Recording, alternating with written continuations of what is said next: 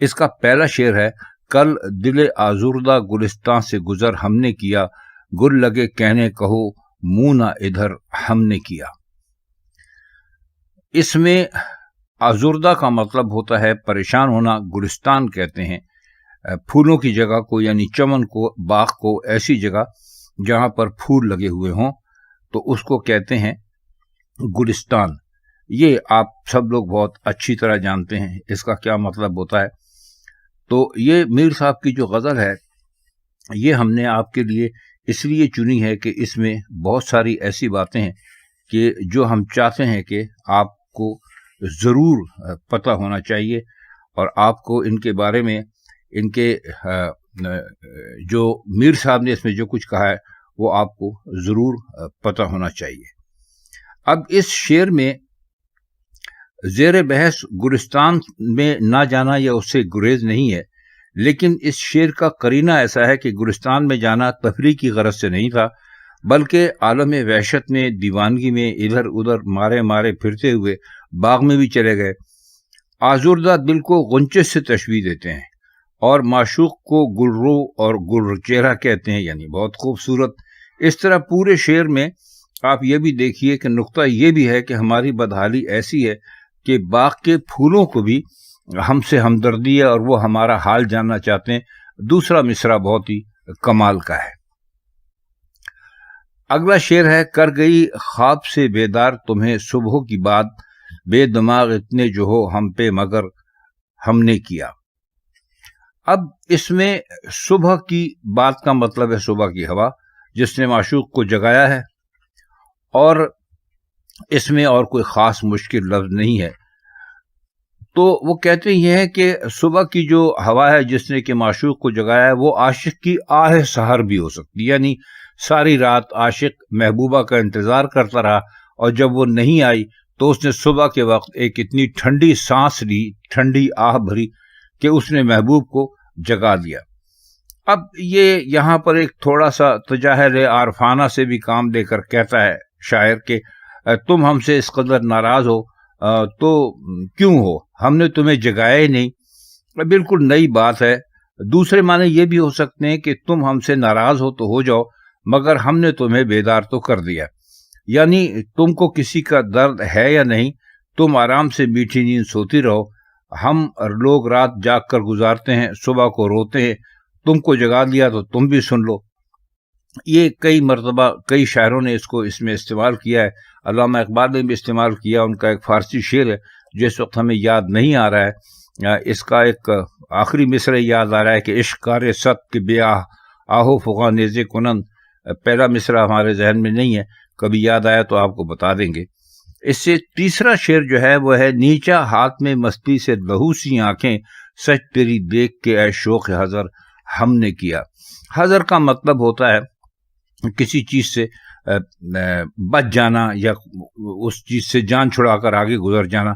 نیچا کہتے ہیں اصل میں ایک چھوٹی سی تلوار یا خنجر ہوتا ہے جسے عام طور پر آستین میں چھپائے رہتے ہیں، اور اس میں جو سج کا لفظ ہے اس کا مطلب ہے انداز یا روش۔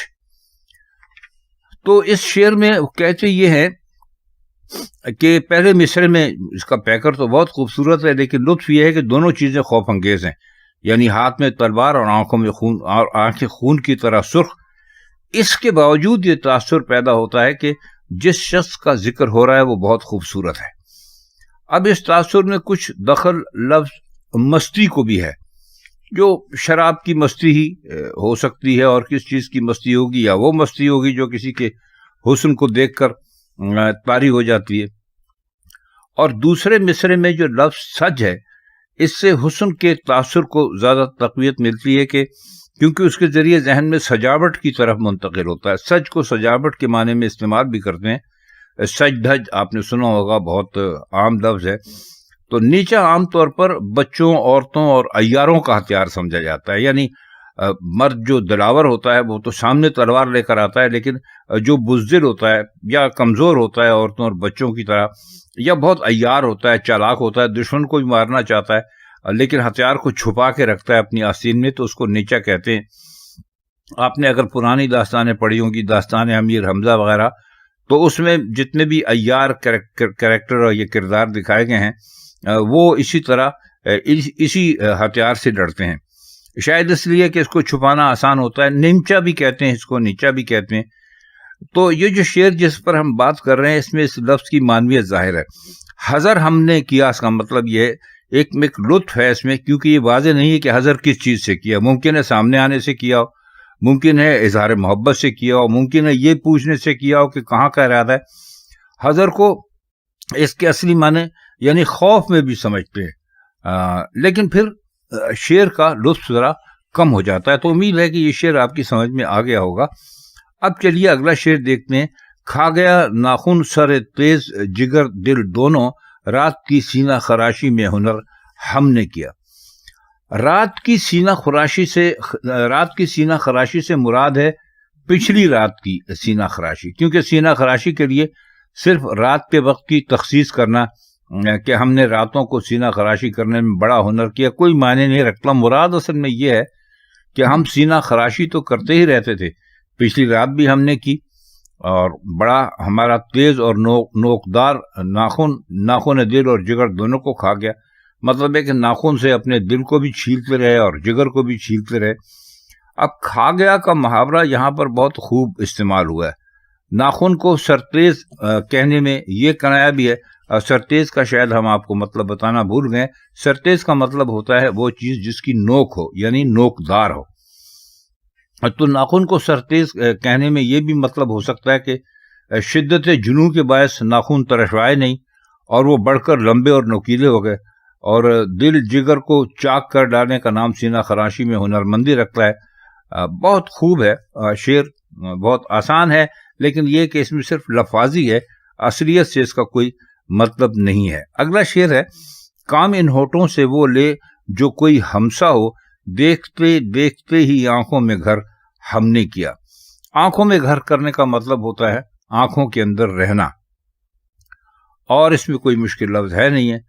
تو یہ جو اس میں لفظ استعمال ہوا ہے پہلے مصرعے میں، وہ سے مراد معشوق ہے اور کوئی نہیں ہو سکتا، یعنی اپنے ہونٹوں سے معشوق تب کام لے، یعنی بوسہ لے یا بات کرے جب کوئی ہم جیسا ہو۔ ہم نے اس پر ایسا رنگ جمایا کہ تھوڑی دیر میں ہم اس کی آنکھوں میں بس گئے۔ آنکھوں میں گھر ہم نے کیا، ابھی آپ کو اس کا مطلب میں نے بتایا ہے۔ اور دیکھتے دیکھتے اور آنکھوں کی رعایت بہت اچھی ہے۔ یہ نقطہ بھی اچھا ہے کہ معشوق کے ہونٹوں سے کام لینے کی شرط یہ نہیں بتائی کہ آدمی لفاظ ہو، یعنی باتیں کرنے والا ہو، لسان بھی کہتے ہیں جس کو۔ اشارہ یہ ہے کہ وہ ہونٹوں اور آنکھوں میں ایک ربط ہے۔ اگر کام کے معنی مقصد فرض کیے جائیں تو پہلے مصرعے میں وہ سے مراد ہوگی وہ شخص، اور مفہوم یہ ہوگا کہ ان ہونٹوں یعنی معشوق کے ہونٹوں سے مقصد یعنی بوسہ یا مسکراہٹ وہی حاصل کر سکتا ہے جو ہمارے جیسا ہو۔ شعر ہے اگلا، اس کا دیکھ لیجئے کہ بارے کل ٹھہر گئے ظالم خونخوار سے ہم، منصفی کیجئے تو کچھ کم نہ جگر ہم نے کیا۔ بارے سے مطلب ہے یہاں پر کسی طرح سے بھی، اور ٹھہرنا یہاں پر آپ دیوان میں دیکھیں گے تو ٹھہرنا نہیں لکھا بلکہ ٹھہرنا لکھا ہے، تو اس کا مطلب ہے قائم رہنا، ثابت قدم رہنا، اور یہاں سے مطلب ہے ساتھ۔ تو شعر کا مطلب یہ بنتا ہے دوسرے مصرعے میں تو انہوں نے خوب یعنی وہ بات کی جو ہمارا آپ روزمرہ بولتے ہیں۔ منصفی کیجئے سے تو مراد ہے اگر آپ انصاف سے کام لیں گے تو اس نتیجے پر پہنچیں گے کہ ہماری زبان اور اسی وجہ سے ہماری شاعری میں بھی انڈر اسٹیٹمنٹ کہہ لیجئے انگریزی میں بہت کم استعمال ہوا ہے، چونکہ یہ اسلوب ہمارے ہاں عام نہیں ہے، اس لیے اس کو برتنا مشکل بھی ہے۔ لیکن زیر بحث شعر میں اور کئی دوسرے شعروں میں بھی میر نے انڈر اسٹیمیٹ کو بہت خوبی سے برتا ہے۔ خونخوار کی مناسبت سے بھی جگر بہت خوب ہے، کیونکہ خون جو ہوتا ہے وہ جگر میں بنتا ہے۔ تو جس چیز کو آپ اس شعر سے بھی دیکھ سکتے ہیں، تجھ سے ظالم کے سامنے آیا جان کا میں نے کچھ خطر نہ کیا۔ تو خواتین حضرات، یہ میر تقی میر کی غزل تھی جو مختصراً جلدی ہم نے آپ کو بتانے کی کوشش کی، کیونکہ ویڈیو ذرا سی بھی لمبی ہو جائے تو پھر ہمارے دوست اس کو دیکھتے نہیں ہیں، اسکپ کرنے لگتے ہیں اور ہماری ساری محنت برباد ہو جاتی ہے۔ تو آج کے لیے اتنا ہی، آپ سے میر کی کسی اور غزل میں پھر ملاقات ہوگی، تب تک کے لیے دیجیے اجازت، خدا حافظ۔